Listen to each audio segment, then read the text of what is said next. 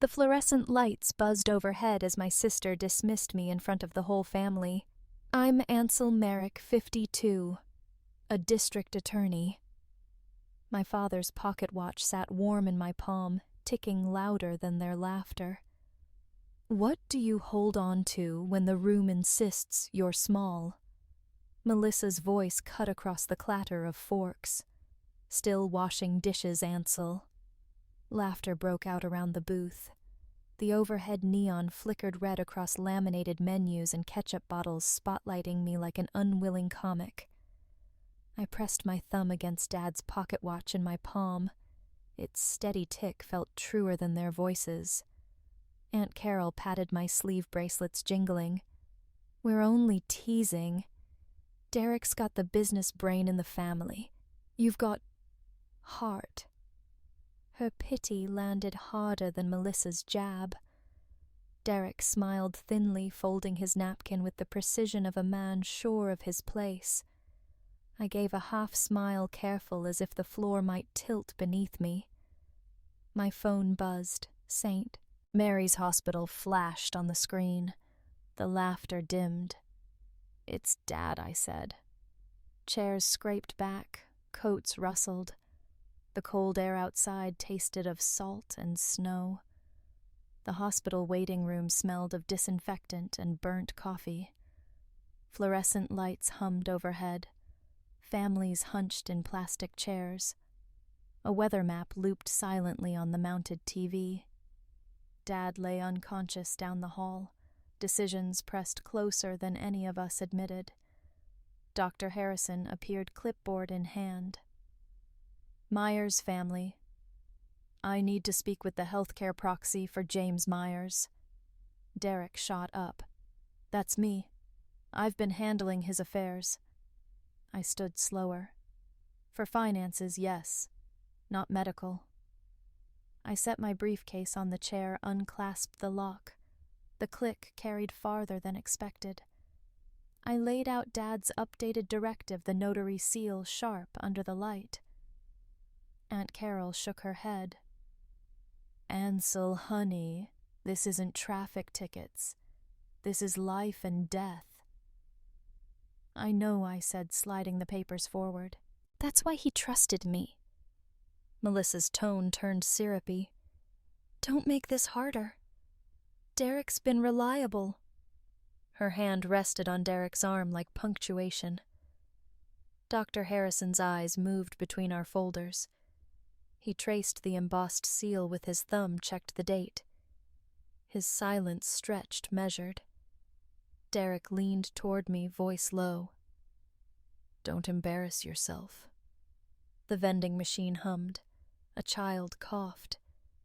My watch ticked in my fist, each second a small defense.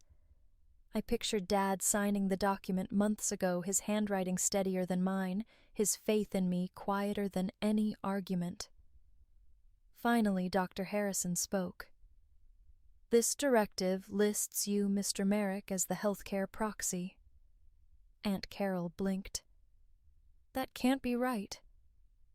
Melissa's smile faltered. Derek's smirk stiffened. He pushed another sheet forward. "Dad never told me this." His voice cracked on never. "He didn't want to complicate things," I said softly. The watch face caught the fluorescent glare glass unmarred, but he was clear. Dr. Harrison lifted both folders.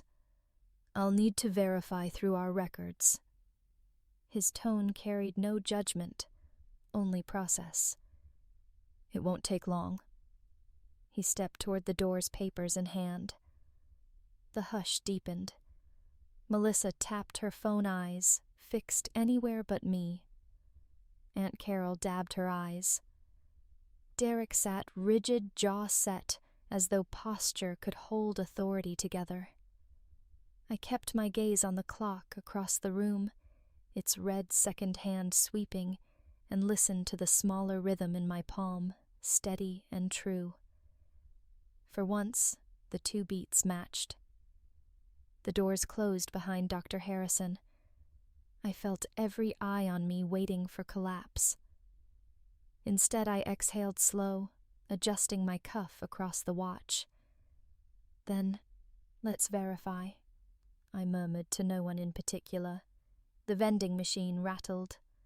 The toddler whimpered, and somewhere down the hall a monitor kept time. I held mine. Don't embarrass yourself, Ansel.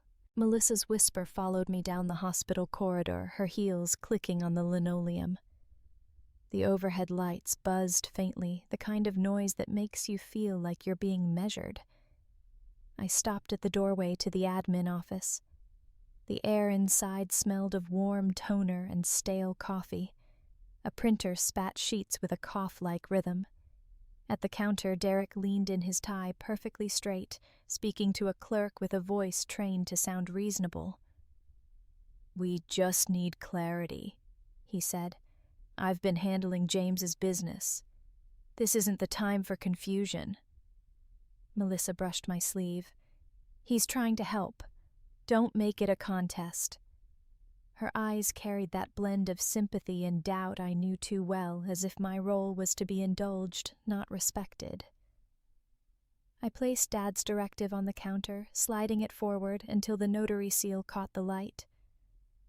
"Medical care isn't a business contract. Dad's wishes are here." Derek sighed with the patience of a man correcting a child. "It's all connected finances, treatment, continuity. I'm just keeping things stable." The clerk's glance shifted between us, her pen tapping the desk. Behind her, the printer whirred again. A man in a wrinkled blazer scribbled notes in a small reporter's pad. He pretended to study the coffee machine, but tilted his head just enough to catch Derek's words. Melissa lowered her voice almost gentle. "Ansel, you don't have to prove you're the smartest one. We know you care." I kept my eyes on the memo half sticking from the printer tray. Bold header, hospital letterhead, compliance review, advance directive protocols. Someone had left it where it could be seen. A black coffee ring smeared the margin. "Interesting document," I said. The reporter's pen scratched faster. Derek followed my gaze, covering the page with his folder. "Internal," he muttered. "Then internal is about to become external," I said. The clerk frowned. "This isn't for distribution." But the reporter was already tucking the memo into his notes. He slipped out with the kind of calm you only see in people who know their story has just written itself. We left the office tense, Melissa tugging her coat tighter. "Why do you always push? If you'd let Derek handle things, none of this would spill out." "Maybe spilling out is exactly what was needed," I said. We paused near the window at the end of the corridor. Across the street, the diner's neon sign flickered buzzing red against the spring drizzle. My phone buzzed at the same time. I pulled it out the screen's light, silvering my fingers. Delaware County Ledger. Merrick split on directives at St. Mary's. Policy memo leaks. My name in print underlined by the glow of the diner sign. My reflection in the glass looked smaller than I remembered. The sign flickered again, steady for a beat, then faltered. I slipped the phone back into my pocket and let the hum of neon and printer echo together in my head. Rain tapped against the courthouse windows, steady as a clock. The library smelled of old paper and lemon oil, the kind of scent that never leaves a building once it sinks into shelves. Judge Gideon Hale sat at the long oak table, glasses low on his nose, a book closed in front of him. He looked up when I entered. "Mr. Merrick." His voice carried neither surprise nor impatience. "I need advice," I said, sliding into the chair across from him. "Then speak." He folded his hands, waiting. So I told him about the dinner table where laughter rang at my expense, about the hospital where fluorescent lights made every insult official, about Melissa's careful pity, Derek's confident folders, Aunt Carol's patronizing sighs. Words I had carried for months, spilled easier here, softened by the rain. Hale didn't interrupt. He only shifted once, sliding a book aside so I had room for my elbows. His listening was weight, not sympathy. When I finished, he let the silence breathe. "Arguing at dinner is pointless," he said finally. "They'll never hear you. The record will." "I thought if I just said it better, they hear you fine." "Too fine. You're performing for a jury that doesn't exist. Your audience is a docket." He opened his folio and pulled out a thin stack of papers. "Sequence for clarity," he said. "A checklist petition notice, affidavit motion calendar. Boxes waiting to be marked. Do these one after another. That's how you win this kind of fight." I studied the list. The verbs looked plain serve file certify, but the order steadied me. A ladder in place of air. "You have good trial instincts," Hale said. "This isn't trial work, it's housekeeping. Treat it like sweeping a floor. No flourishes, no speeches. What about the humiliation?" I asked. "It drags me back every time." "That's its job," he said. "It's bait. Stop swallowing it." I almost laughed. Easier said. "Everything worth doing is," he replied. The rain tapped harder for a moment, then softened again. Hale reached into his drawer and produced a thin steel bookmark. Cold, weighty, polished smooth. He slid it across the table. Etched into the surface were 4 words. "Let the record speak." I lifted it. The chill settled into my palm. For a second my breath fogged the metal. "Carry it," Hale said. "When you want to answer your sister or outshout your cousin, hold that instead. Your father's watch ticks for you. Let this speak for him." I tucked the bookmark into the checklist. "The external mess worries me," I said. "The reporter, the memo leak." "Good," he said. "It puts light on the process. You don't fight a camera with volume. You give it better angles. Paper looks strong on television." We went through the checklist line by line. I confirmed what I had directive physician's note draft notice. What I lacked affidavit from the specialist chain of custody on the video. Hale didn't correct me. He only put the items in order. "People respect ladders," he said again. "Give them one." When we were finished, I slipped the papers into my folder, the bookmark pressed flat against the first page. Rain streaked the window, blurring the city outside. I stood. "Judge, thank you. Don't thank me. File." He opened the book he'd been reading as if I'd never been there. Without looking up, he added, "Your moment will be in court, not at dinner." The words followed me into the hall. The smell of dust and rain clung to my coat, and the steel bookmark pressed cool against my chest. For the first time in months, I felt like I had a sequence to climb. The clerk's stamp came down hard enough to echo against the marble walls. Thud. Ink spread in a neat rectangle declaring Derek's petition filed. I felt the sound in my chest heavy as a gavel. "If valid," the clerk muttered, sliding the papers into a worn basket, "you're frozen instantly." His tone was procedural. Nothing personal, but the words bit like cold steel. I stood across from Derek, the long hall stretching between us.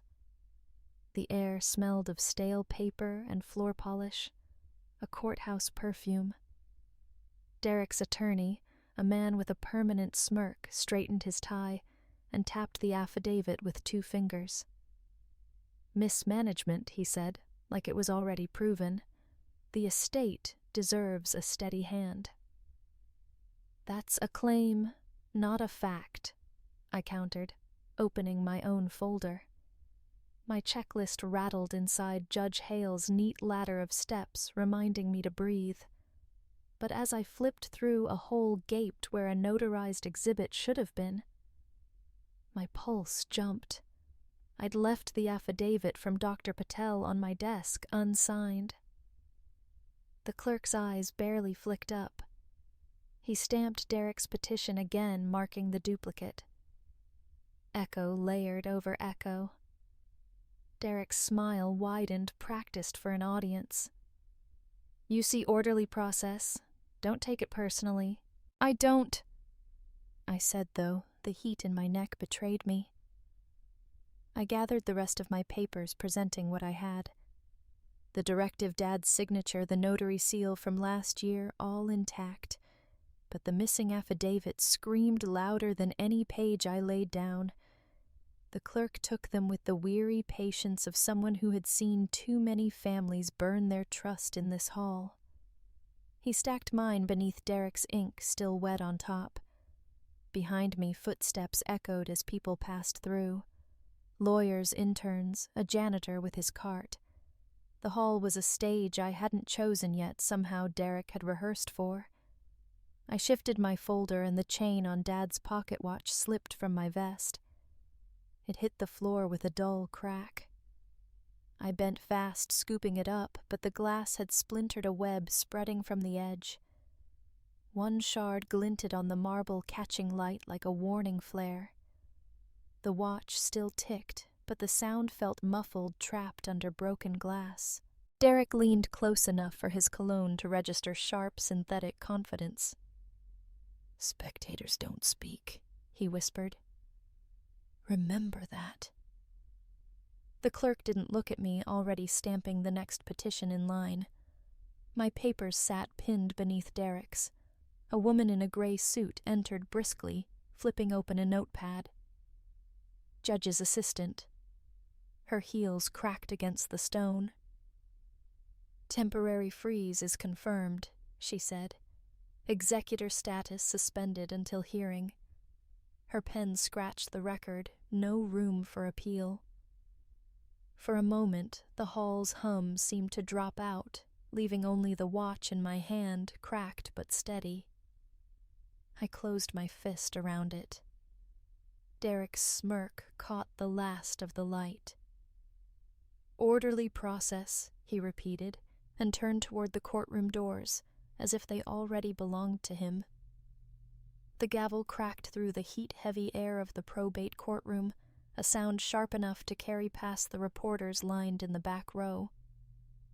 Derek's lawyer smiled as if he'd rehearsed the echo. Cameras were already aimed, red lights blinked on tripods, the smell of sweat and old leather mixed pungent as certainty.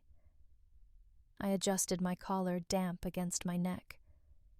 The tall windows poured sunlight across the polished wood, turning dust motes into tiny spectators. Across the aisle, Derek sat like a man auditioning for triumph. Melissa beside him, eyes lowered. Aunt Carol fanned herself with the court program, the smug tilt of her chin unbothered by the heat. The judge's voice cut steady, formal. "Pending review, Mr. Merrick's authority as executor is suspended." Each syllable landed like a stone. Derek's lawyer leaned toward the reporters, tone pitched to travel. "This ensures stability for the estate. Families need confidence in the process." His words were a net cast wide enough for headlines. Melissa didn't look at me. Her hands clasped so tight her knuckles blanched. Aunt Carol whispered something in her ear and nodded toward me, her smile quick and sharp. From the back, a blogger raised his phone camera, catching my face as the order was written. I heard the faint delay of my own image broadcast tinny through his speakers. Merrick loses grip on estate. The notification buzzed my own phone before I could lower my eyes. The courtroom murmured.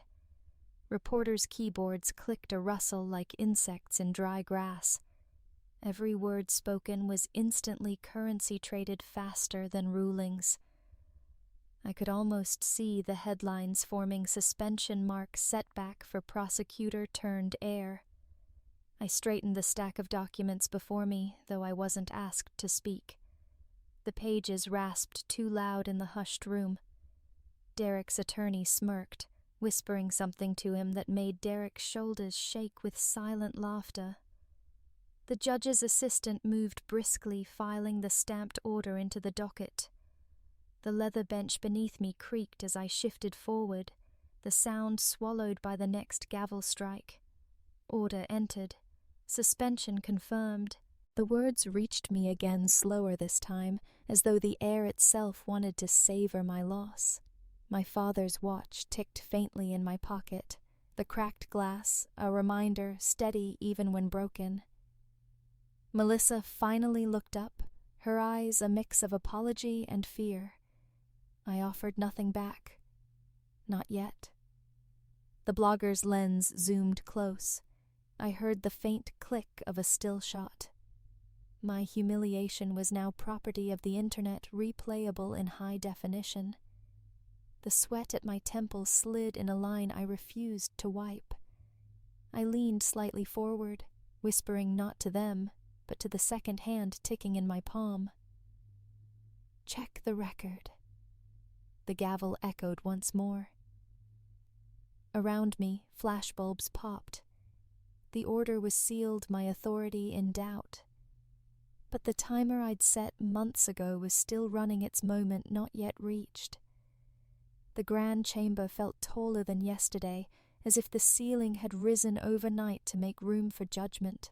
Flags framed the bench. The Commonwealth's seal glinted behind the judge like a full stop at the end of a long sentence. People filled the pews and the aisles in quiet stripes, family lawyers, reporters, a few spectators who come to hearings the way others go to matinees. The air carried polish and dust and the faint citrus of someone's cologne. When the bailiff called the matter, the room tightened a notch. I rested my hand against my vest pocket. The watch there had been repaired at Dawn Glass, replaced face clean, the second hand steady enough to settle me. The jeweler had said, "Good bones," and I had nodded like a man who wanted to believe that about everything. On the petition to confirm healthcare agent and to lift the temporary freeze, the judge began, voice even. "Appearances are as yesterday."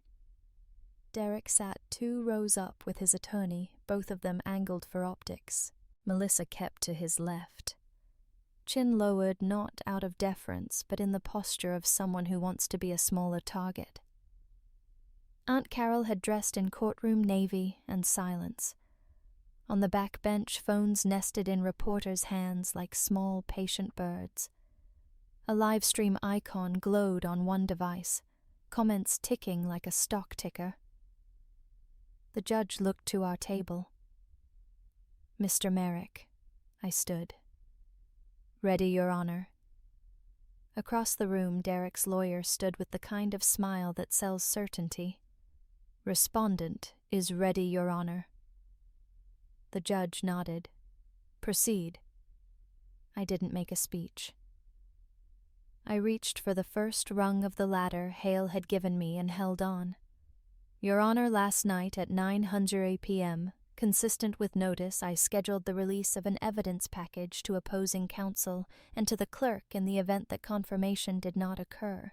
It includes affidavits and authenticated video related to Mr. James Merrick's directives." The judge raised a brow at the word event, not impressed, simply clarifying. "And did such release occur?" My phone buzzed in my pocket on the minute. I didn't look at it. "Now, Your Honor." A murmur rippled. Across the aisle, Derek's attorney reached for his phone as if it had turned hot. On the live stream screen, a caption appeared. "Time-stamped evidence packet filed to docket. Email release confirmed." The blogger's hands danced the camera in close. The gallery collectively leaned forward without meaning to. The court reporter's fingers, neutral and tireless, kept up with us all. "Clerk," the judge said. At the side, the clerk's monitor chimed. She clicked, squinted, then printed paper sliding out with the sound of a decision growing visible. She handed the stack to the bailiff, who walked it to the bench. Paper made a soft sound when placed with care. This stack made it. The judge lifted the first page and read. His mouth did not move, but the room's heartbeat changed anyway. Affidavit of attending physician, he said into the record, eyes scanning. Affidavit of notary, chain of custody certification. A pause. Video file authentication established by declaration under penalty of perjury. He set the pages down, one clean on the other. Play the video. The projector hummed to life. Lights dimmed a degree. The screen at the side filled with the slow arrival of a living room. My father sat there at a table with a glass of water and a careful pen. His hair was thinner in the video than in my memory. The notary spoke off camera close enough to hear her breath. The date stamp pulsed at the bottom right as if it were a second heart. James the notary said, "Do you understand this document I do?" My father said. His voice was not strong, but it had the kind of clarity that mistakes never do. "I appoint my son Ansel as my healthcare agent." The camera caught his hand as he signed. No tremor, no prompting. He slid the page forward. The notary stamped, the seal pressed down like certainty being married to paper. On the other side of the aisle, Derek coughed, then stopped, caught between wanting to look composed and wanting to look outraged. His attorney leaned in, whispering the whisper of a man discovering a missing staircase in a house he's already shown to buyers. Melissa's eyes filled and blinked and filled again, a tide that had nothing to do with the case, and everything to do with the mirror it held up. When the video ended, the projector sighed and returned the room to itself. No one moved. Then a single rustle, the sound of a reporter turning a page. Respondent, the judge, said to Derek's counsel. "We..." The attorney cleared his throat. The confidence had not left his posture, but it had lost its home. "We reserve the right to examine the authenticity. You may reserve what you like," the judge said evenly. For now, the court notes the sworn certifications. He tapped the page and the uncontroverted date stamps. A row behind me, the live stream chat scrolled fast enough to be noise. So he had it all along.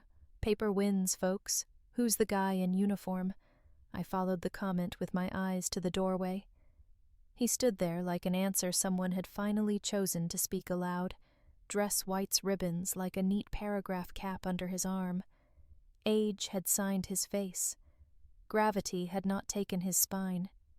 People made room for him without realizing they had. The bailiff's chin lifted a degree in recognition. The admiral retired, yes, but the rank stays in the bones walked down the aisle, not with drama, but with inevitability. He took the first empty spot on the right and stood waiting for an appropriate moment, the way men trained in ceremony always do. The judge looked up, clocked him, without comment, returned to the file. On the evidence before the court, he said the petition to confirm Mr. Merrick as healthcare agent is... Captain, the admiral said, voice pitched, to carry just enough, not too much. He didn't look at the judge. He looked at me. The word landed like a hand on a shoulder you forgot you had. Conversations and cameras swiveled. He nodded to the space beside him. "Your seat's here." It shocked a small laugh out of the gallery, the kind that arrives with oxygen. It also pulled every lens in the room to a single point. I walked to the pew because to do anything else would have been rude, and sat where he indicated. The repaired watch ticked crisp as a metronome. The judge, to his credit, allowed the human moment to live, and then resumed the law. "Granted," he said, "and the temporary freeze is lifted. Mr. Merrick is reinstated as executor." The gavel touched wood with a measured finality, not the crack of yesterday's suspension, but the tone of something set to rights.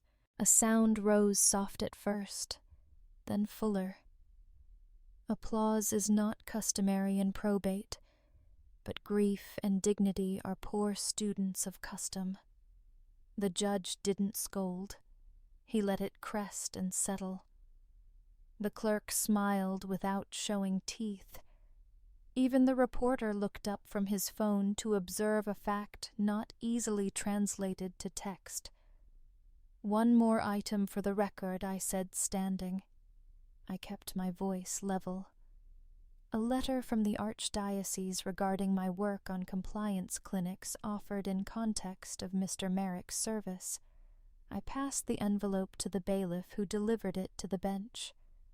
Paper again doing what people try to do with speeches. The judge read silently, then nodded once slowly. "Noted," he said. "It reflects well."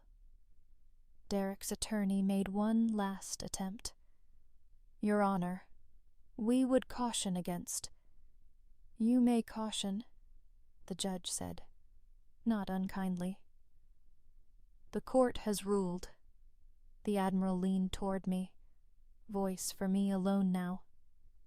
"Steady, son," he said. "You did it the right way." "I had help," I answered. The steel bookmark in my pocket pressed a cool line against my ribs. Let the record speak. The room loosened. People stood straightened, gathered their belongings. Phones rose and fell. The live stream screen texted its own conclusion. Executor reinstated. Evidence packet sways court. Somewhere a blogger typed validation and didn't know how literal he was being. I looked up at the seal again, then down at my hands. They were not shaking. I reached to the watch and adjusted it by a second, only a second, so its tick matched the cadence of the room. A simple alignment. Nothing dramatic, but it felt like clicking into place. Applause still rustled in pockets around us, palms on palms, a throat clearing into gratitude, the scrape of a bench yielding. The Admiral's cap caught a stray beam of light. Melissa watched me with a cautious smile that didn't ask for absolution, only offered witness. Aunt Carol stared at her lap. Derek stared at the table as though the wood might change its mind. The judge rose. "We are adjourned." I stood with the others. For a heartbeat, the layered sounds braided the gavel's last echo, the shuffle of shoes, a camera's shutter, the seal's weighted silence. Inside my vest, the repaired watch kept time. I was finally ready to follow. I touched it just enough to feel the click, and the sound stitched itself to the remnants of applause until the two were one rhythm. The scissors were heavier than they looked. I held them steady, while two kids from the neighborhood tugged the ribbon taut, their laughter running ahead of the ceremony, like a scout reporting good news. Camera phones lifted, but it felt smaller than a hearing, warmer than a headline. The community hall's double doors stood open to a square of summer bright air flags along the walkway, trembling on their poles, the garden beds still showing the blunt knuckles of new soil. "On 3, I said. The little boy nodded with the kind of seriousness that only children bring to scissors. 1, 2, 3. The ribbon snapped with a clean cloth sound. Applause spilled out into the heat and then back into the room. Somewhere a folding chair scraped. Someone cheered too loudly and then laughed at themselves. I stepped aside to let the veterans through first. They moved at different paces, some with canes, some with the practice of men who'd learned long ago how to keep in step with whoever needed it most. The smell of turned earth drifted through the doorway from the garden edged with mulch, and something sweet from a tray of lemonade sweating on a table. Out on the lawn, a volunteer raised the flags again, and the fabric answered with a small, loyal snap. We'd hung the banner crooked on purpose to make room for a second line of text: James Merrick Workshop Fund Compliance Clinics for Families. The hospital admin who'd helped us set it up fussed with the tie on one side, then stopped smiling at its slant like it meant the day was human. Judge Hale shook my hand without ceremony, which is his ceremony. "You got the chairs?" he said, approving the sensible detail. "Maria bullied the procurement office," I said. "She threatened to explain the invoice to them in person." He winced theatrically. "Cruel." Melissa slid in beside me, passing me a cup. "Unsweet tea," she said. "You've become a cliché." "I've become temperate," I said, and we both accepted that as progress. Inside the room had traded its usual Tuesday night bingo smell for something shinier. Floor wax, new paint, paper programs stacked in neat piles. The hospital's compliance officer adjusted the mic, got feedback, grimaced, and got it right the second time. He thanked donors, the clinic partner, our tireless volunteers, and the local paper for covering something with no scandal in it. The reporter waved sheepishly from the back, like a person who'd snuck into a family photo. When he handed me the microphone, I kept it simple. I'd promised myself I would. "We named this for my father," I said, "because he believed paper should protect people, not confuse them. Today is for anyone who has ever stared at a form and felt smaller than the boxes. We'll fill them out together."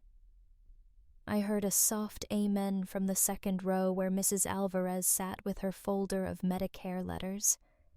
She'd brought them to our pilot clinic 2 months earlier and left without crying the second time. That had felt like a bigger victory than any ruling. Before we unveil the plaque, the admin said we have a letter to be read into the program.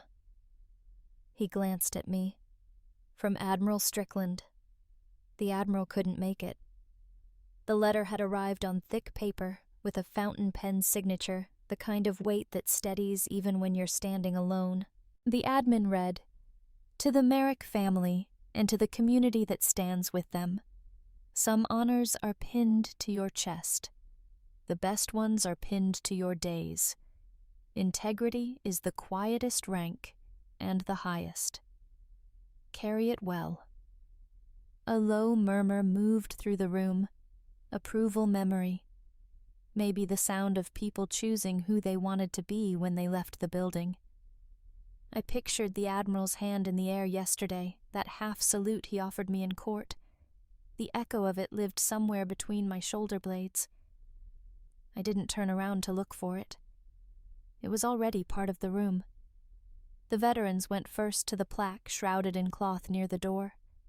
Melissa stood to my right, Hale to my left. When the cloth came down, the metal caught the light, hard and clean, for James Merrick, Advocate of Integrity, Workshop Fund. Because families deserve clarity. Applause again fuller. I felt my throat do that small, traitorous catch and let it pass without clearing it. Maria hugged me quick and hard, then escaped before I could say anything that would make her cry on purpose.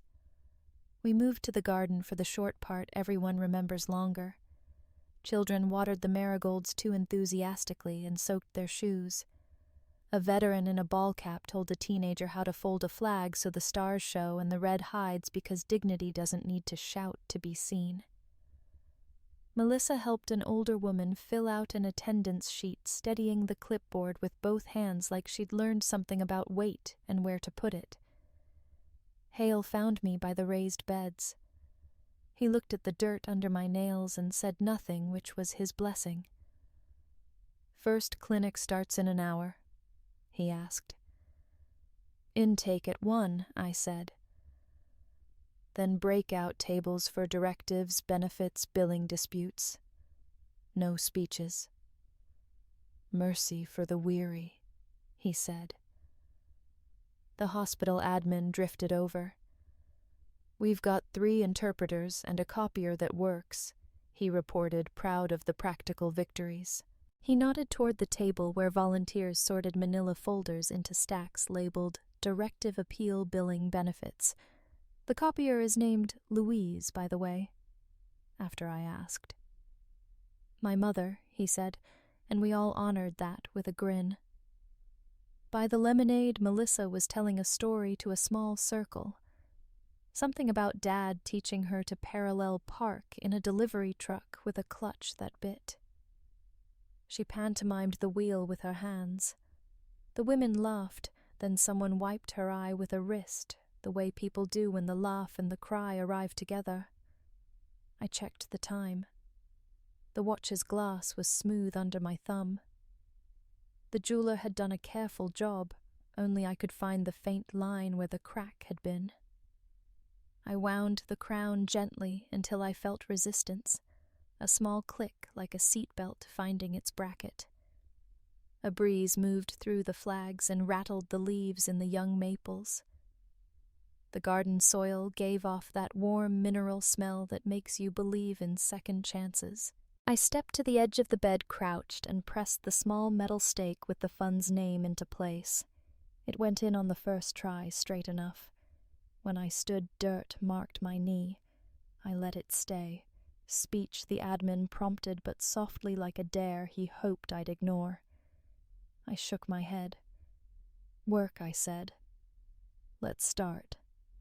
Inside, the folding tables waited each with a lamp that made its own small island of clarity.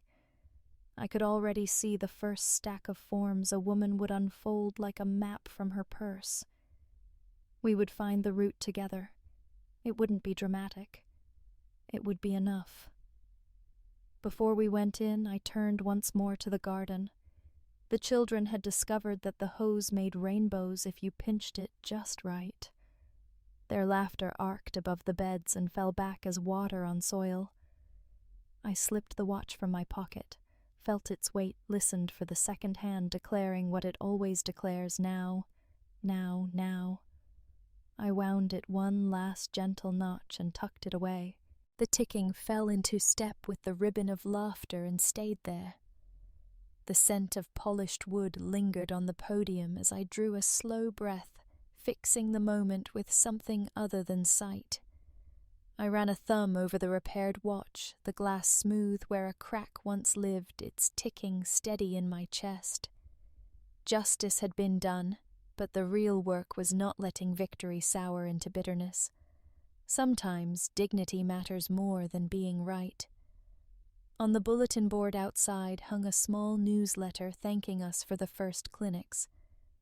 In the end, isn't trust built out of these quiet, ordinary moments we choose to carry forward?